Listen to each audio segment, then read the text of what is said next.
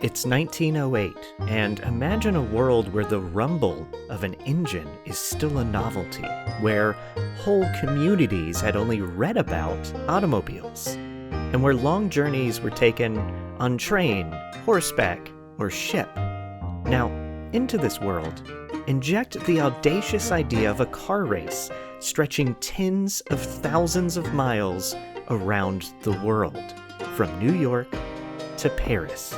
It wasn't until this race that, not only in the United States, but in the world, the perception of the horseless carriage changed. Great-grandpa always tried to emphasize to us as children that no matter what somebody tells you, if it's worth doing, it can be done. That was Jeff Mahl. He's the great-grandson of George Schuster, who won the Great Race of 1908. In it, he drove a 60-horsepower 1907 Model 35 Thomas Flyer. This is Fuel for the Future, presented by State Farm Insurance and driven by America's Automotive Trust. I'm Michael May. Briefly, we spoke about the 1908 Great Race in a previous episode, which detailed the current form of that competition and the X-Cup division therein, which involves students working with classic cars in this highly competitive endurance race. Jeff Mahl is an integral part of that event and its mission, but personally, I've always been fascinated with the original race of 1908. It's an epic journey that tested human resilience, mechanical endurance, and ingenuity.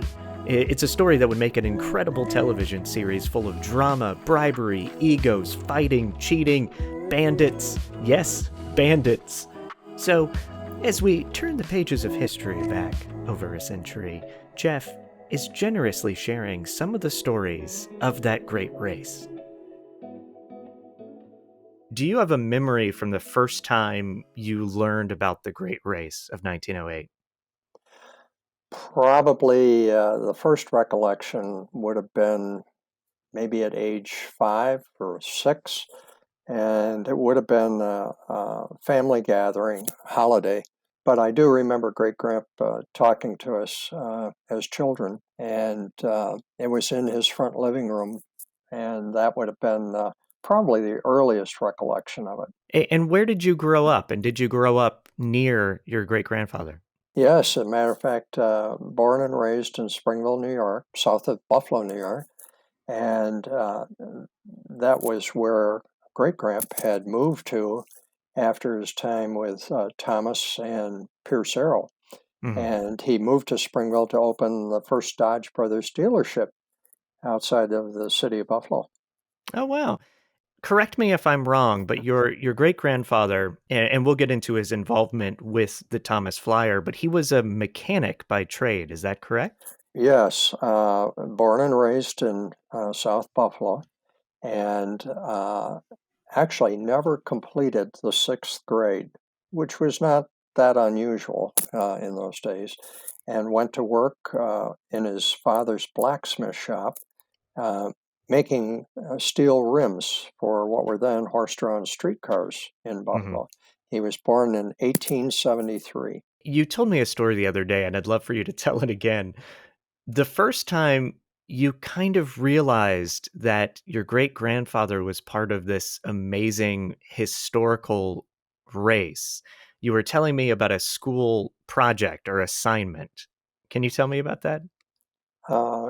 Yes, that was one of those moments in a young person's life where something triggers either a memory or a desire. And it was a homework assignment in the 7th grade. And I remember the teacher made the assignment. We could write on anything that we wanted to, and it was due that Friday.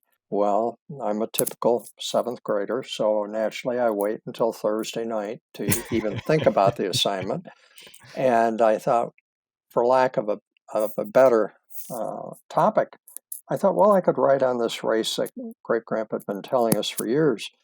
And I remember I finished that assignment on the school bus on the way to school that morning, turned it in that Friday, and got it back the following Monday with a big A+ on the top of it. Mm-hmm. And I thought, this was the easiest A+ possible. I mean, I knew more about early automotive history than the teacher did. and apparently was a topic of interest. So it was pretty much at that moment that it triggered the fact in my mind that I better start paying attention, and fortunately I did. You knew the story that young. You had started hearing it, obviously as a young child, and you got to be around your great grandfather who won the race, which is that's just an extraordinary thing to think about when you think about the weight and the significance of the great race in 1908. So I'd love to hear some of the story of the race, but as we do that, what kind of background can you tell us about the world in 1908? Like the lack of roads, the type of technology with automobiles, and things like that? It's so different than we think of the automobile today. Um, Two factors were involved. First off, at that time, the price of an automobile was far greater than the price of a house. The only people who actually had an automobile were the ultra wealthy, the Rockefellers, and families such as that. And even they never drove their automobile. They always Right. had a chauffeur. As a matter of fact, E.R. Thomas, who was building automobiles, never drove a Thomas. He always had a chauffeur. So the perception was that this was a toy for the wealthy. You couldn't drive it in the wintertime. Snowplows hadn't been invented. Antifreeze hadn't been invented. There were no roads. In 1908, there were only 127 miles of paved road in the United Uh, States. Only Uh, 127 miles of paved road. I did not realize that. Wow. and that was primarily in the cities. Once you left Hmm. the city limits, you were very much on your own. In the very early 1900s, if you wanted to go from point A to point B, and any distance was involved, there were only two ways. It was the locomotive, or it was a horse, Hmm. and those were your options. The automobile was a toy, and unreliable, very expensive, and a curiosity more than anything else. It wasn't until this race that, not only in the United States, but in the world, the perception of the horseless carriage changed. No automobile had ever crossed the United States in the wintertime. Hmm. Uh, this was a first at many levels, and it proved to millions of people around the world the viability of the automobile as a form of transportation. Right, and that's what I wanted to ask next because the effect that this had on the world is a great one. And I also think about the Peking to Paris, the endurance race of 1907, which I imagine had to be a little bit of an influence on wanting to go around the world. Would it not have been? Yes, as a matter of fact, the Le Matin newspaper in Paris sponsored the Peking to Paris race in '07. Hmm. And what they discovered was that it sold a lot of newspapers. Uh, Newspapers in those days was what we would think of reality TV today. And if you wanted to know where your team was, your favorite team, somewhere around the world, you would have to buy a newspaper, and that would tell you um, maybe a week earlier. Right. But at least you had an idea of where everybody was. Well, after the Peking to Paris race, the Le Matin decided that they needed something even bigger and better. And that's when they teamed up with the New York Times to co sponsor the unbelievably incredible, impossible. There's so many uh, definitions beyond that can be used for that effort. That would be the next race, Right. and it was that following year, 1908, when it happened. There were six teams involved with the race of 1908. Can you tell us a little bit about those teams? Well, there were three French, the Motorbloc and the César Nadine. Now, the César was only a single cylinder, 15 horsepower. And I remember Great Gramp telling the first sight he had of that was at the starting line, really, in New York City. And he looked at that, and I mean, most of our lawnmowers today have more power than that car had. And he didn't give it much of a chance. And as a matter of fact, the César got to, in the area of where Poughkeepsie is today, ran into a snowbank, and they were out of the race. The motor block also failed, did not cross the United States. The third French entry was the Daddy en Bouton, and that was actually withdrawn from the race uh, when they landed in Vladivostok. The Marquis, who Darion, who actually owned the company, his family threatened to have him declared legally insane and remove him from the leadership position in the company for having spent so much money on this foolish race. Wow. And so that took out the third French car.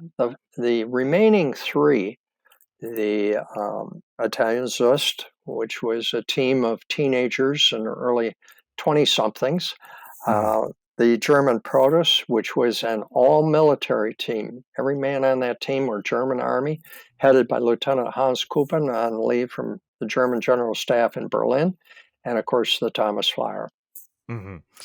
And I do want to point out as well that, you have these countries represented, and I would imagine that there's a sense of pride to not only the people from these individual countries representing their countries, but also the manufacturers and the engineers behind each automobile, and how each one would have been really hoping that not only can you complete the race, but hopefully give yourself a chance to win. That is very correct.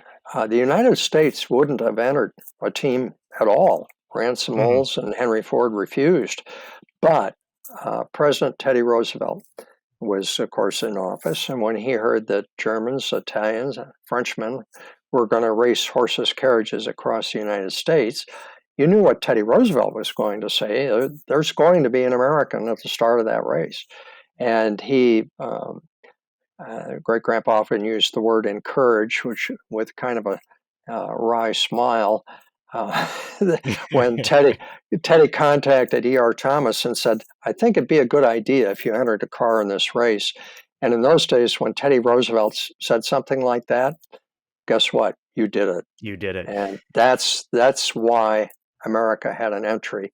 The Thomas Flyer is now a historically significant car, and I would love to hear a little bit more about the automobile, how it got chosen, how the Thomas got chosen, and also how your great grandfather George Schuster became part of the team. With respect to the 1907 Model 35 Thomas Flyer, it was chosen right off the lot and not extensively prepared as were the other cars from France, Germany, and Italy. And uh, a really historic moment for the Thomas was when it was inducted into the National Historic Vehicle Register, and that Hmm. was in 2016. To be selected for the register, uh, it took a year and a half of research into the provenance. It's actually the register is jointly administered by the Department of Interior and the Library of Congress. And it's quite a different process. I know everybody's kind of familiar with historic buildings, and there's hundreds, probably thousands of them in the United States. But this project has been going on for well, actually a little more than 5 years. And there's only, last I looked, only 30 American built, historically significant vehicles, automobiles in the National Historic Vehicle Register. So it's a Hmm. very, very selective group. And um, that, of course, not only well documented, but preserved the Thomas Flyer. For George, it was his induction into the Automotive Hall of Fame in Dearborn, Michigan. And that was in 2010. Hmm. And again, that was a very selective process of Americans who had a significant impact on the history of the automobile. Interestingly, Henry Ford and Ransom Olds are in that register, as you might expect, in the Hall of Fame. And now, of course, George Schuster is right next to him. Um, and those were the fellows who said it couldn't be done, and of course George did it. So it was quite a satisfying moment Yeah. when that happened. How does it feel to see your great grandfather there? Just know that he's right there up with these, you know, massive figures of automotive history. Well, uh, it's of course with great satisfaction. And I knew, I've known for years, long before 2010, that he really deserved a position in the Hall of Fame. Mhm. And like so many things, sometimes the wheels of recording history turn slowly. His story starts in an interesting way because he was not the only person in the Thomas Flyer, and I know that there's some, really just interesting stories about how the drivers got involved and how people sort of popped in and out in the various teams, which we don't have to jump into that now. We can kinda get to that as we go through the race. But yeah, so the Thomas Flyer gets in the race, and is there anything else to tell us about that before we kind of hit the, the starting line? I think that one of the things to take into consideration is the fact of short notice on this, and also kind of the attitude that people had back at the turn of the last century. Um, Literally, Great Grandpa was in Providence, Rhode Island, demonstrating the new 1908 model to dealer, and it was there that he got a telephone call from the office in Buffalo um, saying that ER had decided to enter a car. And uh, this was the day before the race started. And it was on February the 11th. And the instruction from the office was that he was to be in Times Square the next morning to start a race around the world. And that's how much notice he had. Yeah. He did counter with the fact that he had a suitcase full of dirty laundry and he thought he was coming down with a cold. But yes, in fact, he would take the night train to New York and be in Times Square the next morning to start this race. Next call he made was back to Buffalo, where Rose, my great grandmother, was with her young son George Jr., who was 4 years old at the time, and they were expecting him back that weekend. And he said, well, he was sorry. The factory wanted him to go to New York. And Rose countered with, well, what do they want you to fix? And no, no, no, they want me to drive a car around the world starting tomorrow morning. And uh, I remember Great Grandpa describing the conversation. There was a very, very long pause on the phone. And the next thing Rose said was simply, George, I will pray for you. Now, I don't know how many wives today would do that. It would be Yeah. like, you're going to go what? And go where? And how long is this going to take? And it was different. I think that the deciding and why he reacted as quickly as he did, it was when he heard that Teddy Roosevelt wanted Of them to do course. it. Right. That was the clincher. That was the deal closer. And once Great Graham heard that, it was, yes, I will be there tomorrow morning. Yeah, and I want to just make this perfectly clear for people that might not be envisioning this, but 1908, a race around the world in automobiles, this is not something that's going to happen very quickly. You're not away for a week or two. This is this is a huge, huge time commitment that he had to make, on a whim. You're right. And it would be very comparable to a moon launch, Right, you know, right. in our history. Mhm. And it was deemed impossible. Some of the most famous people in the world had said it can't be done.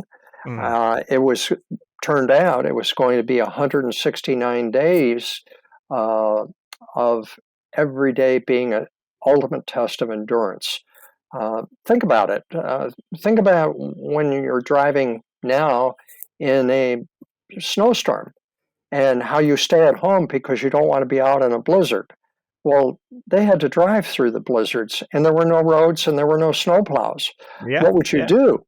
Um, Today, if you have a flat on the interstate, it's like a major deal. You call AAA and you have to wait 45 minutes for them to get there, and you're quite upset that it took 45 minutes. Imagine going through, they lost count of the number of tires they blew out. And in those days, you didn't carry a mounted spare. You had to Mhm. disassemble a split rim, mount the new tire, the new tube, blow it up with a bicycle pump, Mhm. then lower the car back down before you could go. That it was a process that even for somebody as experienced as George would take 40, 45 minutes to do. And Uh, that's also why you needed somebody like him, someone that actually can be a mechanic, because you can't take on this race without knowing how to constantly be working on the car. and that's why he was selected. Mhm. He just, even though, as I say, never having completed sixth grade, had a natural mechanical sense. Absolutely. Yeah, take us through the race. Tell us about, the start. And I should also mention that they're leaving from New York, going to Paris, and they're doing it via going west across the United States. And the plan was to then head up to Alaska, cut across to Europe via the Bering Strait, and go from there, which is just boggling my mind thinking about it even today. Well, the start, of course, was in New York City, and when George arrived the morning of February 12th, there were 250,000 people, 250,000 people to see this. And again, it's because it was something that had never happened Mhm. prior to that time and was inconceivable for the average person. And it turned out to be every bit as much of a struggle as what a lot of people had imagined. The mayor of New York was to start the race at 11 o'clock in the morning, and even with a police escort, the mayor could not get through to actually, the starting line was at the Times Square building at the end of Times Square's, the New York Times building Mhm. that you see every New Year's Eve. Well, the mayor couldn't make it, so at 11:15, the task of firing a gold-plated revolver into the air over Times Square fell to the president of the Auto Club of America, which is today's AAA. Mhm. He fired that pistol. I don't think you'd get away with that today in Times Square, but it was the thing to do in 1908, and that began the race. And from there, going up through to the northern limits of New York, there was no snow on the ground. But pretty much at the start or at the end of the last borough in New York is where the snow started, and there's extraordinary pictures. A New York Times correspondent actually rode with the Thomas Fire around the world.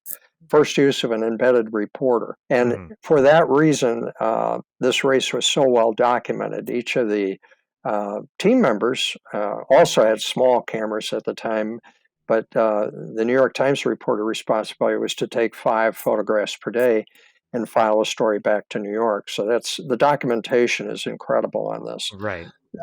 They got to Buffalo. Uh, for those familiar with upstate New York and the Northeast in particular, you know what winter is like in the Northeast, especially in those days. Leaving Buffalo, they encountered the worst blizzard in recorded history as they rounded Lake Erie headed for Toledo, Ohio. And the snow was so deep that it actually came over the hood and was over the radiator cap. Now, this is no little Pinto that they're driving. That radiator cap is about roof level of what most modern cars are today. Having no idea how far that drift extended, they dragged it with team of horses.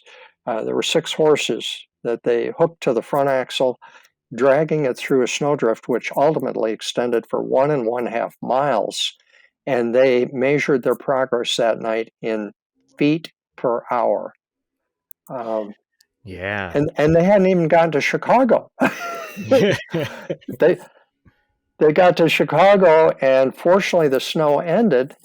But that's when the mud started, axle Yep. deep mud.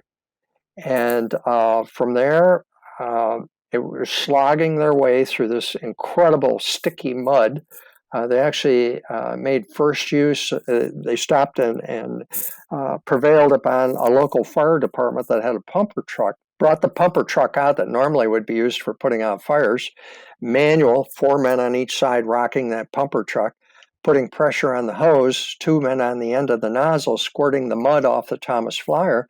They didn't realize they had invented the first car wash. Worked so well that they tried, while they were in these muddy conditions, to stop at towns that would be large enough to have a fire department with a pumper truck. They got to Cheyenne, Wyoming. The trails, roads, what little there was, ran out. The only thing that ran east-west was the Union Pacific Railroad. Mhm. They went to the station master and actually got an order making the Thomas Flyer Union Pacific locomotive number 274, and continued on the Union Pacific rail bed, not the rails, but actually driving tie to tie to tie to tie along the Union Pacific. Yeah, I would imagine there's a lot of ingenuity along the way, not just with mechanical things and getting out of mud, which, is a daily constant occurrence at this time, but also coming up with those routes, finding the best way to go. Now, were all the teams, did they all have like an exact map where they have to go a certain way, or was it a little more kind of like they can kind of pick and choose certain areas? Well, they had New York, of course, as a start, and San Francisco as the end. So they followed more or less the natural terrain. Okay. The Union Pacific Railroad actually extended through what would ultimately become the route of the Lincoln Highway, the first paved highway across the United States. And it was a natural flat area, and then through the mountains, it was the least difficult route to take. So it was kind of a case of picking the route according to the terrain. And there was a lot of invention along the way as to how you were going to do that, and a lot of wrong turns. But there was no map. There were no maps in 1908. The map that he got when he got to the coast of Asia at Vladivostok and entered Asia proper, um, from there, it was 9,000 miles, 3 times the distance across the United States Wow. to get across to Asia and Europe. Well, the map that he had, and I still have that map today. He kept everything. Um, Actually, is about 2.5 feet in length, and it has Asia on the right-hand side and Europe on the left-hand side. No routes, a few dots where the major cities were, and a whole lot of mountains and tundra and everything else in between. That was it. There was no GPS. There was no trip ticket. Mhm. Uh, Nothing. It again was uh, probably far more daunting than even they could have imagined at the start of the race in New York. Mhm. And okay, so they're crossing through, you said Cheyenne, and heading towards the West Coast. Yes, it was there that they took to the tracks. There was one incident. They had to actually take on a conductor. The Union Pacific locomotive can't run without a conductor. So, in the back of the car was sitting a Union Pacific conductor with his conductor hat and his clipboard and a red lantern. Well, they had gone not 5 miles, and bang, the right front tire blew out. They didn't have stone between the railroad ties in those days, so you would go into this dip between every single tie, and you Yeah. can imagine the beating Yeah. on not only the tires but everything else, including the occupants. Blew the tire out, and there was a westbound Union Pacific Express that did not stop for anything. Well, in the process of changing the tire, they were delayed. So the last thing Great Grandpa said was he saw the conductor waving his red lantern running east to try and stop the westbound Mhm. express. He did. Fortunately, the Thomas Flyer was not flattened on the Union Pacific tracks by this locomotive. They got the tire changed, pulled off to the siding, and once the locomotive passed, they were back underway to San Francisco. They made San Francisco in a record time, first automobile to ever cross the United States in winter, and it took them 41 days, 8 hours and 15 minutes to do that. Wow. Wow. 41 days. And I think we're getting now to one of my favorite aspects of this story. which is when George and the Thomas Flyer heads up to Alaska. So I'd love to hear about the problems that he encountered, not only going up there, but also what he ended up having to do to eventually get across the sea. Well, no automobile had ever been in the Alaskan Territory. So no one had any clue as to what they were capable of. They landed in Valdez, Alaska, and actually offloaded the Flyer onto the pier. But there was so much snow that they couldn't even drive the Flyer from the ship to shore on this pier. And there was a fellow there, Dan Kennedy, who was the agent for Wells Fargo. And Wells Fargo in those days ran a line between Valdez and Fairbanks, Alaska. And during the wintertime in particular, it was dog sled or Right. horse-drawn sleigh. They start out in a horse-drawn sleigh. After George asked Dan, what's the trail like? And Dan says, I've never seen an automobile before. I don't know what it can do. So they get on the sleigh and go out and they bury the sleigh. There's a picture.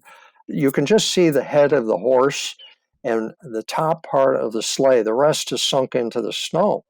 And here, the race organizers thought that they could drive that 5,000-pound Thomas on top of this crust of snow that would form. Well, obviously that didn't happen. So they switched over to a dog sled. The dog sled takes them to a place called Thompson Pass. I've been up there, and Thompson Pass is still there. And in those days, it was very, very narrow, the only cut through the mountains that there was. And the picture shows a horse and a rider in the center of this V-shaped gap in the mountain. And so Kennedy says to Great Grandpa, he says, well, it's too narrow. You can't get through with the width of the car. Great Grandpa says, oh, that's no problem. We'll just get dynamite, blast it wide enough so that I can fit the car through. But then Kennedy said, well, after that, there's 40 miles of forest. It's not wide enough. Well, no problem. We'll hire Eskimos. We're going to cut 40 miles of forest wide enough, the trail, so I can fit the car through. And then he said, well, George, the Yukon River, and particularly Bering Sea, doesn't freeze like a pond. It freezes into pack ice. And he says, it's impossible. And George had to think for a moment on that one. And this gets back to the Yankee ingenuity. He looks down at the dog sled and he says, Dan, how much will a dog sled carry? And Dan says, oh, a good musher and a good team of dogs will carry 600 pounds. That's it. I'm going to take the 5,000-pound Thomas apart into pieces that weigh no more than 600 pounds. And we're going to dog sled it across Alaska, across Bering Strait. When I get to the frozen tundra of Siberia, I'll put the car back together and drive it on to Paris. No problem. Mm-hmm. Well, he telegraphs his plan back to New York, which is where the race committee was. And he says, I can do this. I can get across Alaska and the Bering Sea, but it's going to cost $10,000 to get just to Fairbanks. Now, you have to multiply that times 25 to come up with today's value of the money. And that's $250,000 just to get to Fairbanks. And that's not even a quarter of the way across Alaska. So the race committee says, come back, take a ship back to Seattle, because they knew that they'd have to do this for everybody, and take a steamer across the Pacific and cross it that way. As a result of that, the only team to actually go to Alaska was the American team, and for that, they were given a 15-day advantage. The team is in the lead, so he's given a 15-day advantage. They're the only team to actually make it up to Alaska at all. Did everybody else have to wait for him? Did anybody get a sort of a head start crossing the sea from San Francisco? Well, they did get a head start, but the race committee said that they would have to wait in Vladivostok for the Americans, because after all, they had gone to Alaska, which nobody else did. So they were ordered to halt. When the American Thomas Flyer landed at Vladivostok, they had to cross actually Japan first. And drove across the 90-mile width of Japan, but because of the road system, they had to drive over 300 miles just to get across that 90 miles. Mm-hmm. The team landed in Vladivostok, and it was there that the third remaining French car had been actually sold out from underneath the French team. and that left the French team without a ride.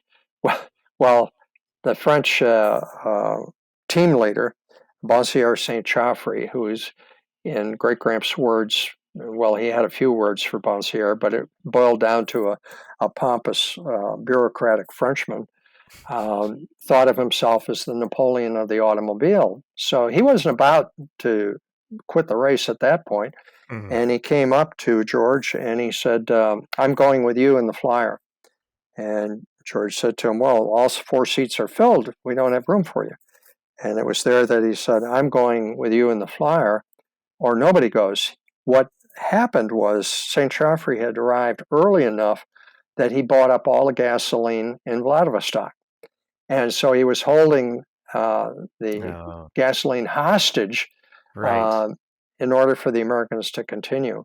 Fortunately, George, there was a large trading presence, German trading company, and in Vladivostok, and he was able to negotiate for the gasoline that he needed, and went back to St. Joffrey, said that he didn't need the petrol that St. Joffrey had, but to ease his concern, he said to St. Joffrey, well, the Germans have room in their car. Why don't you ride with them?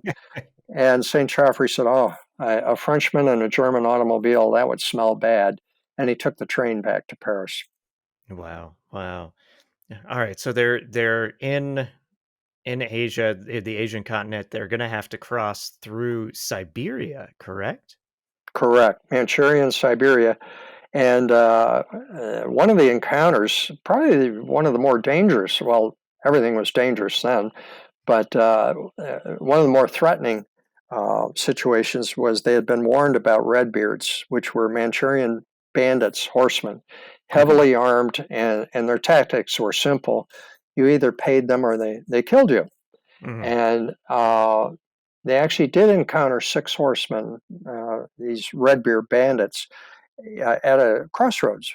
And he said that George said that there was no thought ever of stopping or going back to a safe village waiting for him to leave because Paris was on the other side of these guys, and so they just continued. And once they got close enough that the bandits could hear them, uh, the Americans all started to act like they were crazy, yelling at each other and pointing at each other, and of course the Manchurian bandits had never heard English, had never seen a white man before, and never seen the strange thing that could move without having The horses horse. towing it. Yeah.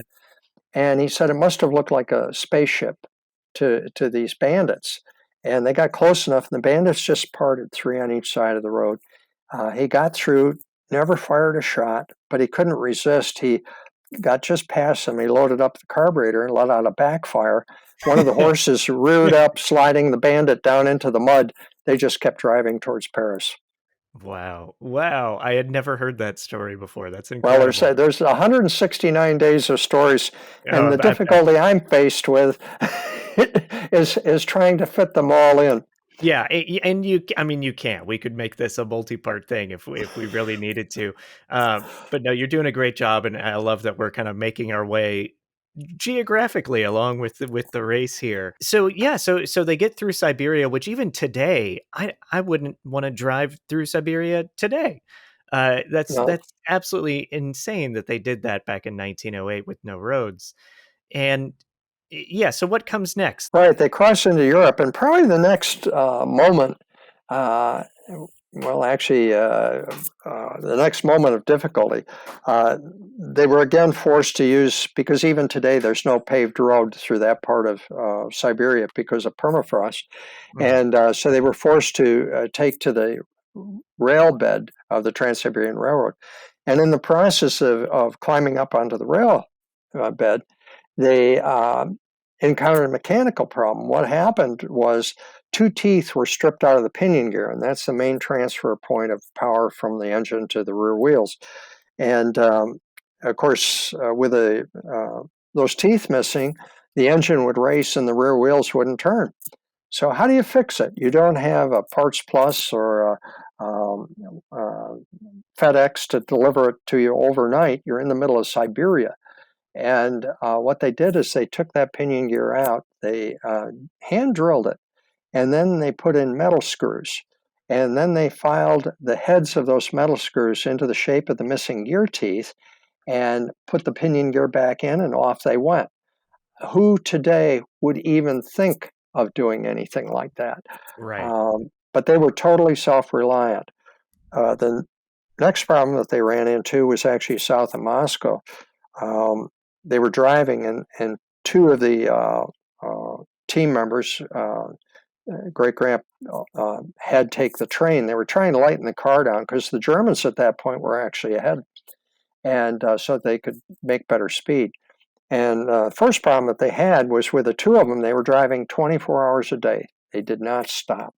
And you can imagine driving in the middle of the night with no roads and trying to drive on carbide headlights, acetylene, basically, that they lit with a match, and were only good for about 20 feet. Trying to drive under those conditions over these roads. Well, the first problem that they had was George Miller, who was the mechanic that started the race in Buffalo and continued all the way to Paris. Great Grant was the only man actually on the Thomas Flyer from Times Square to the Eiffel Tower. Miller, while he was sleeping, had a tendency to fall out of the rider's seat, and there were no doors on the car. So they took a man's belt, nailed it to the wooden frame of the seat next to the driver, and that was actually the first documented use of a seat belt. Had nothing to do with collision, but was merely an effort to try and keep you in the car while you were sleeping. Short of Moscow, the next incident that really turned out to be a problem was a pigeon was on the road, took flight too late, flew up and actually hit the left front headlight, breaking the glass. Well, if you have acetylene headlights with a flame, the wind would blow it right out, so that took the light out of service. Not thinking that it would be a problem, they continued on.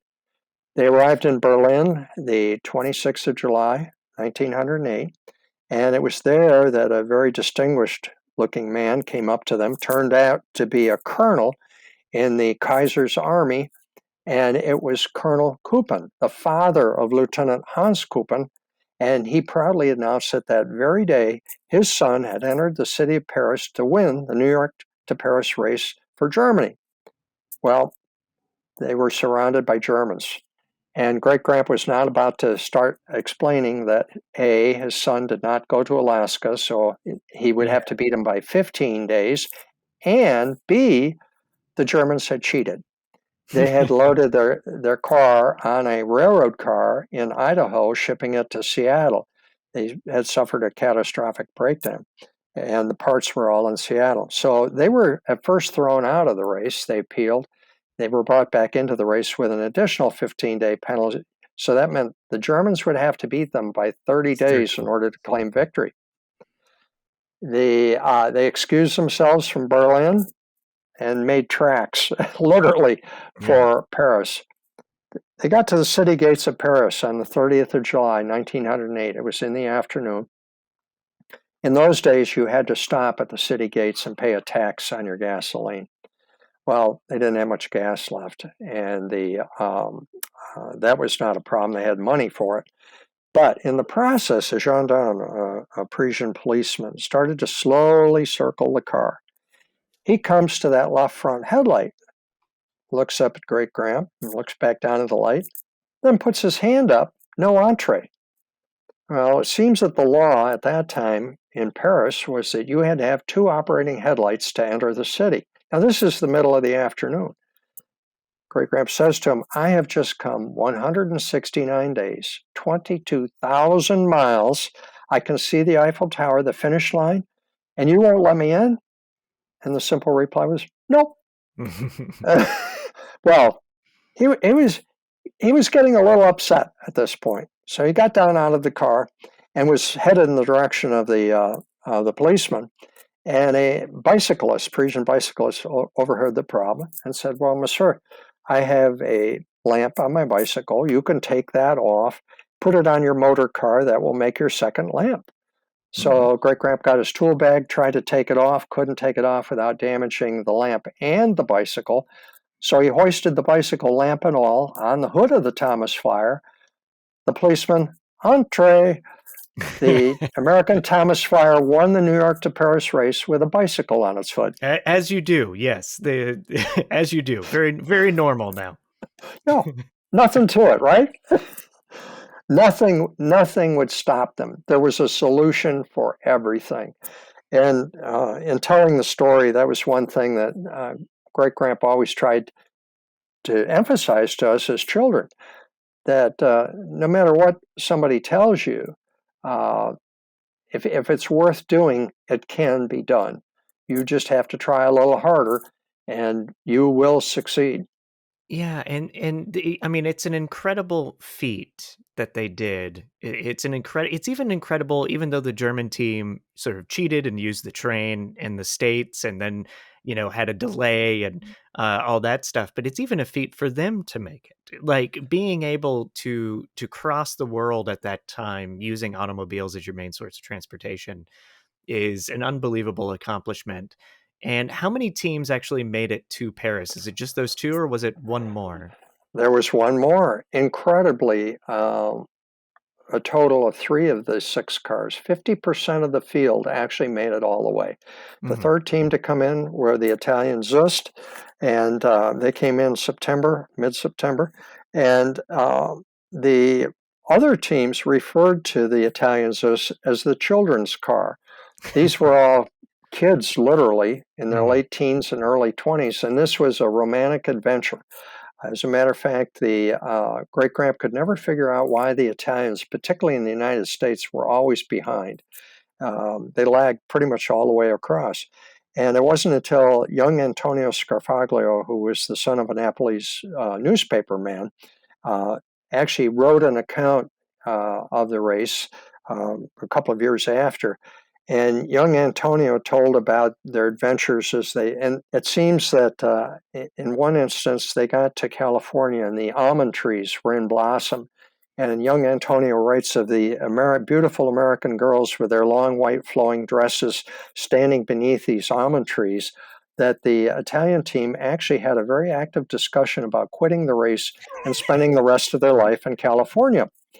Well, fortunately, their better judgment took over and they continued the race. But it seems that the American girls were a large reason, the major reason in many cases, for the slow movement of the Italian lads across the United States.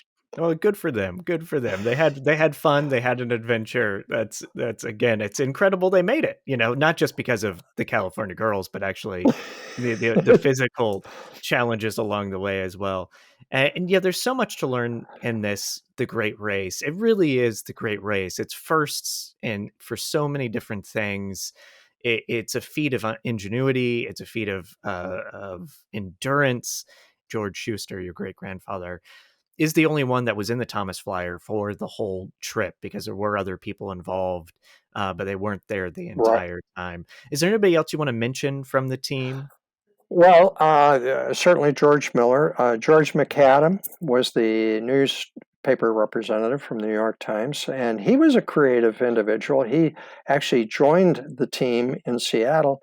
The first reporter, T. Walter Williams, quit the race in Chicago, handing his camera and his notebook to Great Gramps, saying, "You're all going to die if you do this."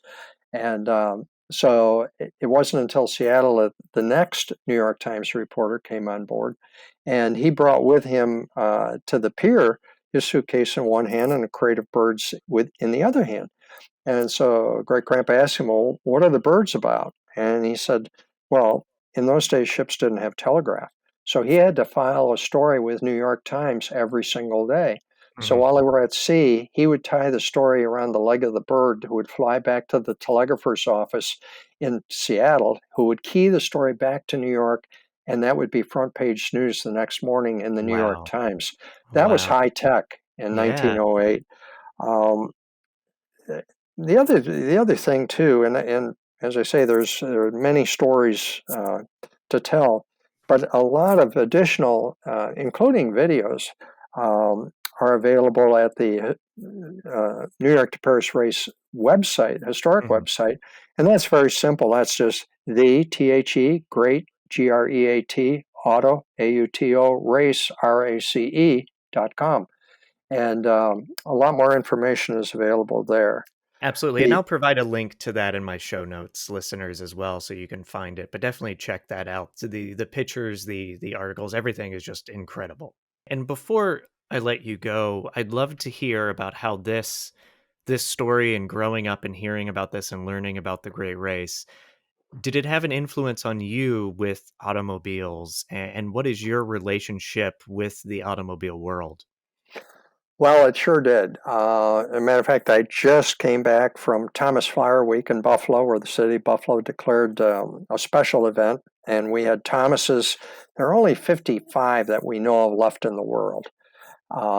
And actually, 19 of them were in Buffalo for that event, the largest gathering of Thomases in history. And that's where they were all built. And those owners and their cars participated in several events. One event, we took those Thomases to the brink of Niagara Falls, right down where the pedestrians are able to go, and they were just inches from the cataract. And that was a photo op that probably topped them all. I can't think of a more spectacular background for these classic automobiles to be. And then later in the week, they all toured to the factory where they were built. And sitting in front of each one of them was the 1907 New York to Paris Thomas Flyer. So the cousins, I guess you could say, of the Thomas were actually side by side with the world champion for a full week, and that for everyone was an amazing moment to be able to see these extraordinary early 1900 automobiles manufactured in Buffalo side by side with their very famous cousin. Well, I think that about does it, Jeff. I really appreciate you taking the time to share the story, to talk about this. I will provide links to all sorts of things in the show notes. So everybody, please check that out. And if you haven't, please listen to the episode where we actually talk about the most recent Great Race with the X Cup. And yeah, Jeff, thank you again. And if there's anything else you want to point people towards, now's the time to do it. Well, one thing of particular interest, a new book was just released last week during Thomas Flyer Week, and it's titled The Man and Car That Circled the Globe. And it's available actually through the Pierce Aero Museum in Buffalo, New York. It can be ordered there. At some point in the future, it'll be available online. But for now, all you have to do is call the Buffalo Transportation Pierce Aero Museum, and they can arrange. Now, the really best part about the book is it's not my words, and an author, John Taby, actually compiled it, but it was taken from the original manuscript George wrote in 1908, 1909, and shortly after the race. And it's the day-by-day account. Tells a little bit about what he thought about the French and some of Wow. the encounters that he went. And so the book is his own words, coupled with many unpublished photographs that were taken along the way. So it's an incredible story of the race itself, and it will probably soon become kind of the go-to reference for anything on the race. There's a section in there about the E.R. Thomas Company, telling a little bit about E.R. and the factory where all these fine cars were built, and also tells about the Buffalo Pierce Transportation Museum, which features Pierce Aero, which of course were built in Buffalo. As a matter of fact, George actually worked for them after leaving Thomas when the company could no longer compete with Henry Ford and went bankrupt. Mhm. He just simply walked up the street and went to work for Pierce. So all of those stories, it's about 174 pages long. Beautiful book. They really did an outstanding job of it. And certainly for anybody interested in early automotive history, that would be something to add on the Christmas list. Well, I will definitely get that myself. That's incredible. I wasn't aware of that. It's really exciting. I'm sure everybody will enjoy it. And as I say, it's literally a first-person look Yeah. because it was George who wrote it. Well, great. Well, thank you again, Jeff. I really appreciate the time. I've been looking forward to this ever since I first got introduced to you because of my interest in the Great Race. And it was a joy to hear about it. And I look forward to honestly hearing more stories as the years go on from you. So thank you so much for being on. It was my pleasure, and I appreciate the opportunity to share it with you. Thank you all for listening to Fuel for the Future. And before we wrap out, I do want to mention that Jeff Mahl is associated working on the youth board of the Antique Automobile Club of America, which works with youth to inspire, excite, and educate about automotives and automotive history. You can read about them at aaca.org. You can also learn more about the X Cup of the Great Race at rpm.foundation or greatrace.com. They already have info up about next year's 2024 event. Fuel for the Future is driven by America's Automotive Trust and presented by State Farm Insurance. Follow the show on the listening app of your choice, and we encourage you to leave a review. For more information on America's Automotive Trust and how you can get involved, visit americasautomotivetrust.org.